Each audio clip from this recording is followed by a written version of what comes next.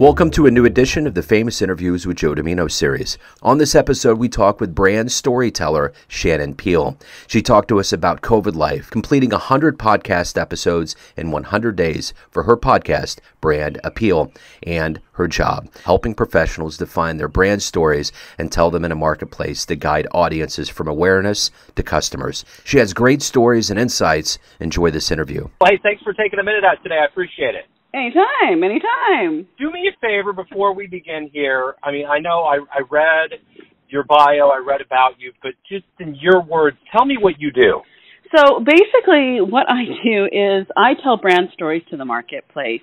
I have a platform that's a multimedia platform where people can come and find solutions to help them create an appealing life, career, or business, as well as where thought leaders can come and share their experience and solutions to connect with people who are looking for them. My question now in this modern world that we've lived in for the last couple of years, we're obviously coming out of the pandemic, but COVID kind of turned everything upside down. What did COVID do for you, not only as a business model, but as a person? How did you have to change and adapt? Well, COVID for me was actually really a good thing because I was able to focus on my business, and it removed me from certain people who were taking my energy and my time without it being a benefit to me. So it really gave me a time to focus, to create, and I ended up, I live alone, so I ended up alone for a lot of time, and I'm having a harder time transitioning back into the world, actually. It was a lot easier for me to leave the world than it is for me to go back into it. I hear so many stories like this where, there's been kind of this refocus on things where it gave people some clarity they didn't have before. I almost think there's a level of this that happened that gave everybody a needed pause because the world's moving so fast. It did, and especially if you think about and just remember what it was like when no cars were on the road, what it was like when everybody was deciding or figuring out how to live at home, and the community. I'm not sure about where you were, but here, people at 7 o'clock would start at 6 o'clock banging pots out the window in support of the healthcare workers. And other people were sharing things on social media where they were connecting with others and really figuring out this thing called community that in the day-to-day world that we live in, we just ignore. Like a lot of times we think, oh, I'm going to have coffee with a friend, and then next thing you know, you look on Facebook and their kids are 10 years older and you still haven't had coffee. It's so true. So I'm in Kansas City, Missouri. Where are you located? I'm located in Vancouver, Canada. Okay. All right. So, the one thing that I noticed, I interview a lot of musicians, and when this was really raging back, and I would say May of 2020, I was interviewing somebody, I believe they were in Brazil, and it got real, real loud, and they were apologizing. They said, sorry, everybody's on the balcony cheering on the healthcare workers. I said, don't apologize.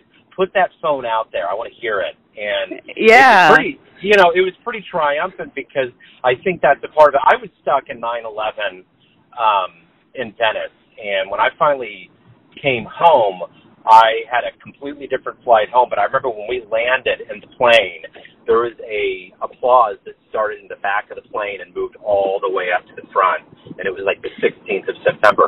Those kinds of things bring people together, and this calamity is definitely brought, and that's the key word, I think, is community.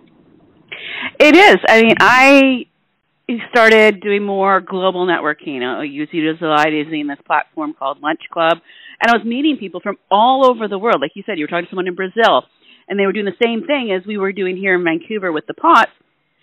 The one thing I noticed with talking to people is it gave the world a common experience that we can all connect on. So even if you don't know anything else about a person from across the world and you're talking to them, you can always ask them what it was like during COVID. Yeah, and I think that it was kind of a shared thing with silver linings, but it was also a shared trauma. There was a musician at one point after this started. He was a big musician that canceled everything. You know, artists, everything just fell away within the matter of days. And he was kind of talking, metaphorically speaking, that this was like cancer. You know, we all got diagnosed, and we all got it. We had to go through treatment, and now we're going through remission and dealing with all of the stages. And I think there's a lot of that, but it's like, you know, in our lifetimes, I know in mine, I'll be 50 this year, it's like there was nothing this magnanimous. I mean, the only thing that I can think of that would be akin to this would be the World War, and that still wasn't the whole globe, you know. So it's quite an event. Yeah, and it was different back then as well because, you know, my family was in Western Canada during both World Wars, and it was just very different. You know, they weren't actually in the war, but they were, I mean, I've heard stories of what it was like here when they were younger. And although you had everyone was watching the news, it would have been more like what's happening in the Ukraine right now or what happened with 9/11.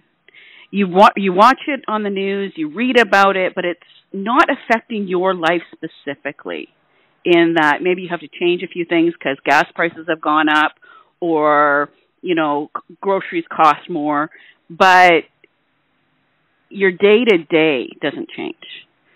Even with 9/11, it was the same thing, unless you lived in New York. Yeah. This changed everything for everyone across the globe. Even people that were having to go to work, it changed the way they worked. Even if they were going in to work in the grocery stores and the restaurants and all those things, it changed the way they work. It changed how they interacted with people, how they felt about germs, how they felt about sickness, and it just brought things to people's minds that they didn't have before. And then for people like me who like, you know, being on our own, it was very isolating. And for some people, that is was a real issue. And we had a lot more suicides because of the isolation. And then for those people who are like me, who are like, yeah, this is great, we have a harder time transitioning back into the world. So I'm curious with what you do with your life right now, going back to the beginnings of your life, what dreams did you have? What kind of childhood did you have that lent to what you're doing right now? Well, I grew up in rural BC, kind of on a mountain and a mountain lake. So, you know, we didn't have a lot of TV. You know, we had 2 channels, and my parents were very restricted about how much time we could actually spend in front of the TV. And then for 3 months of the year, we lived in a place that didn't have running water or indoor plumbing. So there was no TV. There was no, we didn't even get a phone out there until I was 16. And the only reason we got a phone is because my parents were tired of me running down to the resort in order to get on the payphone. So, you know, I grew up in a time where I was alone a lot, and story was the main thing that we had because we read a lot. There was always lots of books, and the only thing to do was read. And then any time that I spent with myself doing other things, I would focus on what I was doing by telling myself a story. So a lot of the things that you see on YouTube nowadays where people are telling people how to do this and how to do that, I was doing that, but without filming myself as I grew up. I went to university, well, I wanted to be a lot of things, but a writer was one of the things that I always wanted to be, and a journalist was one of the things that I always wanted to be. But a journalist I had spent a day with told me that I wouldn't make a good journalist because I didn't ask any questions. So I wasn't really understanding that, he wasn't understanding that I didn't have to ask questions to understand what was going on because of the way I am an observer, and I understand, have a high comprehension level, and I get things really, really quickly. And I thought that he was, you know, telling me that I was no good at asking questions and this and that. So I didn't go into that. And then I ended up in finance, and then I ended up in sales, and I ended up in selling advertising. I wanted to go into advertising, but we don't really have that kind of place here where I live.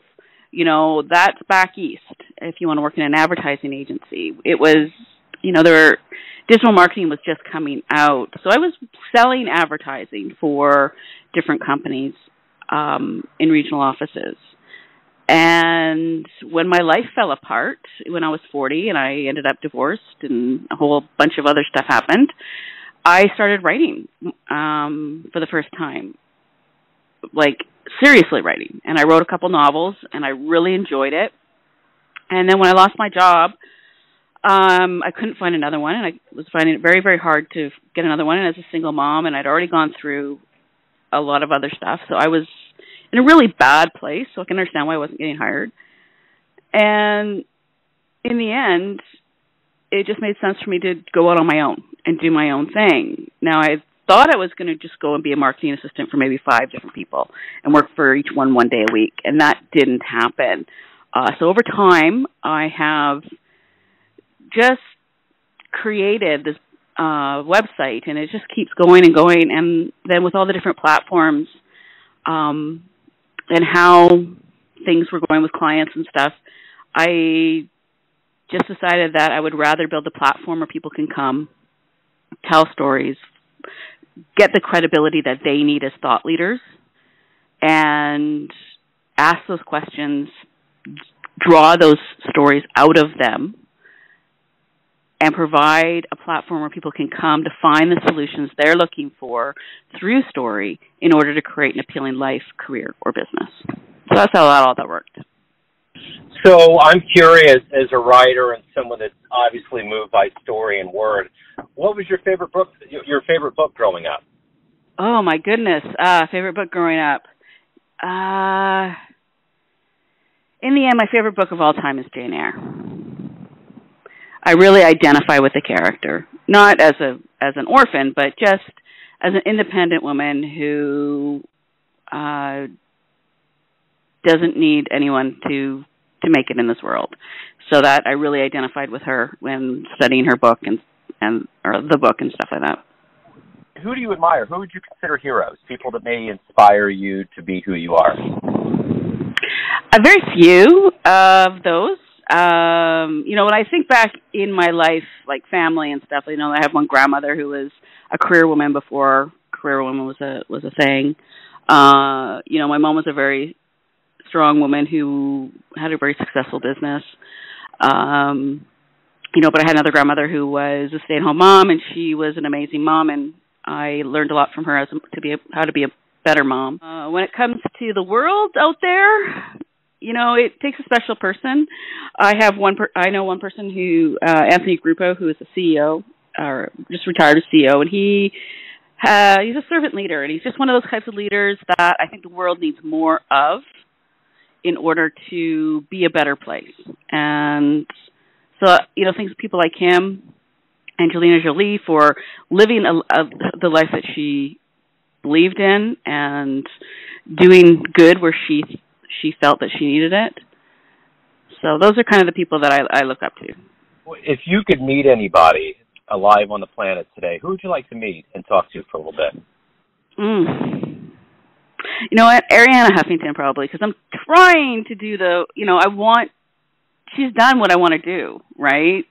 And it would be just wonderful to listen to how she got there and the lessons that she learned along the way. I mean, I've listened to her book. I know that, she's gone into this whole sleep thing because she had overworked herself into exhaustion. But just the other things, like how did you do it and what kind of things can I learn, that kind of stuff. So, what's been the best compliment that you've gotten on the work that you've done? Fan reaction, client reaction? What sticks out? My goodness, there's been a couple. You know what? I just did I interviewed Anthony Gruppo for my podcast, and he said that I was one of the most productive human beings he knows, and that my intellect is really high and just really smart, and I'm one of his favorite people. So, that really meant a lot to me, and I am so happy that he was my 100th guest when I did 100 episodes in 100 days. So that's wonderful. So, speaking of doing interviews and podcasting, I know I have my perspective on it, but from your perspective, and I'm learning more and more being in this community of podcasters, how much it affects everybody. What is it that you get from this that you enjoy so much? Well, because I did 100 podcasts in 100 days. I really dove deep into podcasting. And I really enjoyed talking to the people that I talked to, asking them the questions, drawing out their stories, and drawing out their expertise so that my listeners could learn from them actionable steps that they could then go and do for themselves in their own brand storytelling. What I find, I've found some people that are amazing, and I'm hope to keep in touch with them, but I found that a lot of people are just so busy. They come onto these podcasts, they do their thing, and then they drop off the face of the earth. And I really want to build that community around the podcast and around the site where people can interact with my guests, and my guests can build their own, their own communities with on it. But it's hard to find those people, and it's hard to find the right people. But, you find people, you talk to them, you learn amazing things, and hopefully some will stick and some won't, and that's all that there is to it. Let me kind of ask you this, if you have a dream tonight and you run into your 20-year-old version of yourself, and you could give your younger version one piece of advice based on what you've learned, the wisdom that you've learned over all these years, what would you tell your younger version? Leave him after the second kid is born. Don't stick around. You deserve better. Don't be scared. Don't be so scared to do it. Just do it. And you don't need anyone's permission.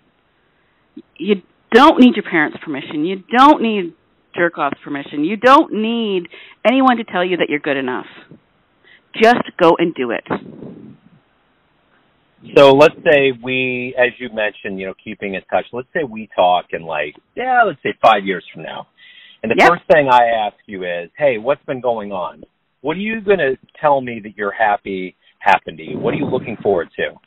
Oh, I'm going to be talking all about BrandAPeel and how much it's grown and how it's bringing people, like-minded people together. And it's not this noisy social media thing. It's actually really working and helping people and supporting people. And we're coming up with some amazing stories. The magazine's doing really well. The podcast is amazing. And the community is filled with smart people who like to dive deep into topics and want to do better in their life and help other people as well. Everyone out there has a perception of you, your family, your clients. Anybody that knows you has their separate version of who they think you are, but you're living your life. Who do you think you are?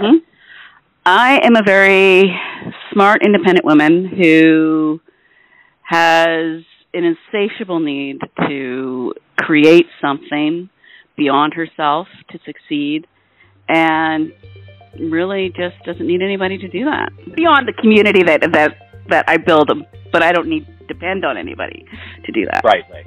Well, Shannon, hey, thank you for taking some time out, opening up about your life. It's been wonderful. I appreciate it.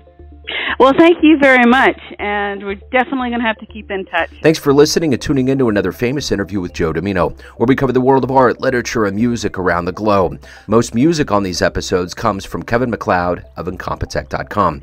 If you want to hear more interviews, go to Famous Interviews with Joe Dimino in the iTunes Store.